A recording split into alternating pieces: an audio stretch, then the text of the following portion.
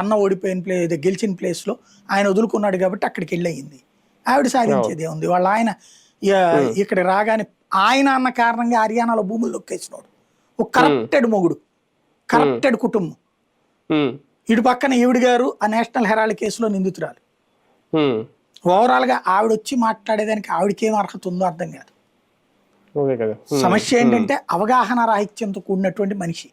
నిన్న ఆవిడ స్పీచ్ చూశాక నరేంద్ర మోడీ స్పీచ్ తో మాట్లాడేటప్పుడు ఆ కౌంటర్ ఇచ్చేటప్పుడు హోంవర్క్ అన్నా చేయాలి. కనీసం వీళ్ళ పార్టీలో ఉన్న ముసలాళ్ళ నలుగురితో కూర్చుంటే వాళ్ళు ఏయో 4 పాయింట్లు చెప్తారు.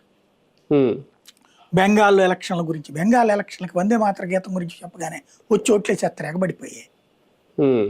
మరి నీ పార్టీ గెలవాలి కదా అక్కడ, నీ పార్టీకి డిపాజిట్లే లేవు అక్కడ, ఎప్పుడో సంకనాగిపోయింది కాంగ్రెస్ పార్టీ.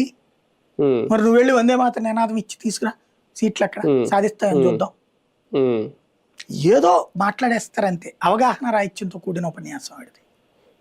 సరే, ఇక నుంచి వందే మాత్ర గేయం పూర్తిగా ఆలాపించబోతున్నారా? ఎందుకంటే ఆల్రెడీ మహారాష్ట్రలో కూడా స్టార్ట్ చేశారంట, పూర్తి గీతం ఆలాపిస్తున్నారు అక్కడ అనేది. మొత్తం బీజేపీ పాలిత రాష్ట్రాల్లో పెడతారు, మిగతా రాష్ట్రాలు నిదానంగా పెడతారు నాకు తెలిసి.